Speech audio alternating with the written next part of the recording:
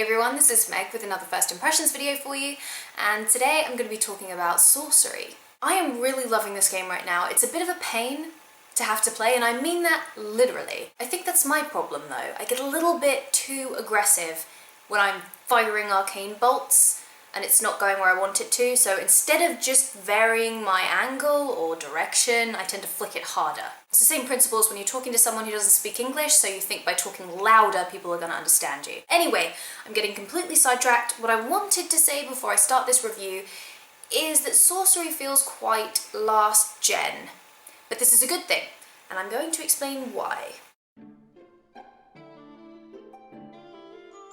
I'm going to start by talking about gameplay. I know this is very confusing as I usually start with story, but hey, variation is the spice of life. Why stick to the same mundane drudgery? Now I want to start by saying that this last generation feel is definitely prevalent in, for me, the save points. I don't really remember the last time I hung on every save opportunity and worried and fretted because my health was about this low and if I died I'd have to go all the way back to the beginning.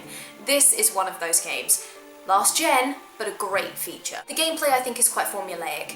Things crop up and you have specific actions to deal with them. I know that this is most video games, but it's formulaic again in the last gen sense. I'm going to talk about this a lot, so just bear with me. So it's basically very simple to vary your techniques to deal with each oncoming situation. Enemies are very varied too, and they also require their own, I guess, technique. You have to tackle them in different ways, which again is really fantastic because it brings back the old trial and error way of learning. In a level, you'll start out with a brand new enemy you've never seen before, no hints as to how to defeat it at all. You just have to feel it out and figure out what you're doing yourself. Levels are quite linear, much like a platform game, an old platformer, minus the jumping and the shimmying and your actual platforming mechanics. The move controller itself actually works incredibly well, and I think the fact that it is a move game elevates it somewhat from mediocrity. What I mean to say is it's just really fun waving the move controller around. Now, okay, I am actually just going to mention one problem I had. I'm not sure if anyone else had this issue, but I certainly did. I could hook up this controller, which is great because it's your wand, and without it, you're pretty much screwed. This one, on the other hand, to move around, didn't seem to want to respond when I played the game. I'm not really sure why. It just didn't. So instead of using the two together, you know, like moving around and then, you know, wanding stuff, I was having to use half of the actual controller and then the move controller. So instead, I was just kind of doing this. I'm not sure if this was just a problem I was having. As we all know, I suffer from a very bad disease known as dumbassiness. So all in all, I would liken the gameplay of this game, so far anyway, to games like Spyro or Jak and Daxter. It's quite formulaic, but it's very, very fun. It's also deceptively challenging and very, very addictive. You can play it for days if you wanted, wearing nothing but an adult diaper, or you can play it for just a couple of hours, if even that. It's one of those games that manages to be accessible for any time limit, and I like that, and I miss that. Okay, so on to the story. The story itself, to me, isn't very last gen. I feel, though, that it's kind of being marketed not as well as it could be. It's being marketed in the same way that I feel Beyond Good and Evil was marketed. I saw one trailer for this game, and I was really not impressed, particularly. It looked very childish, it looked easy.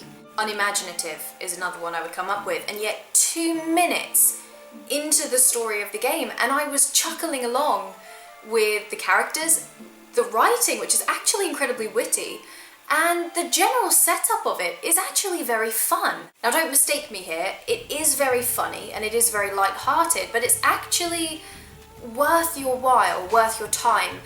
I mean, about, I would say, 10 to 15 minutes into the game, the story suddenly takes a huge detour down a road you wouldn't necessarily expect, or I didn't expect. So I was very surprised by it all. I also want to add here that the central duo of Finn and Airline are really, really wonderful. I like that sort of banter they have going on that's very similar to, say, Nathan Drake and Elena Fisher, or Princess Farah and the Prince in Prince of Persia: Sands of Time. And even though there's a lot of almost cliched, witty banter going on, the characters are a lot deeper than you might initially expect. Marketing.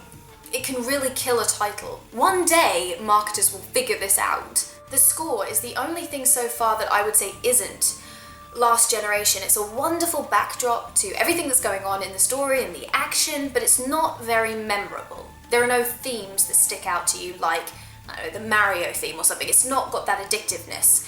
And I think that the game could have used those sorts of themes to its benefit. Although it does sound really lovely, the pieces that do play definitely utilise wonderful sounds and actually quite an impressive orchestra. The graphics was the only letdown for me.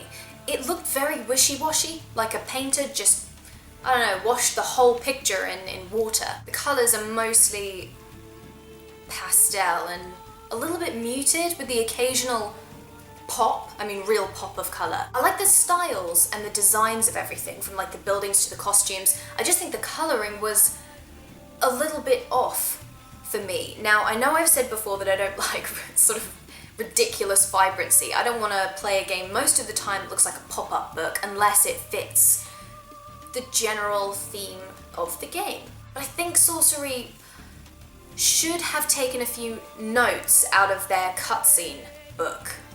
Actually, that really works quite well. Go me. Because the cutscenes themselves are in storybook form.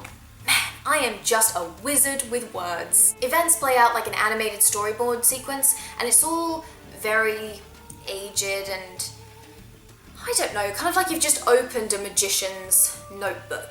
But this works for Sorcery. I think it really, really fits in.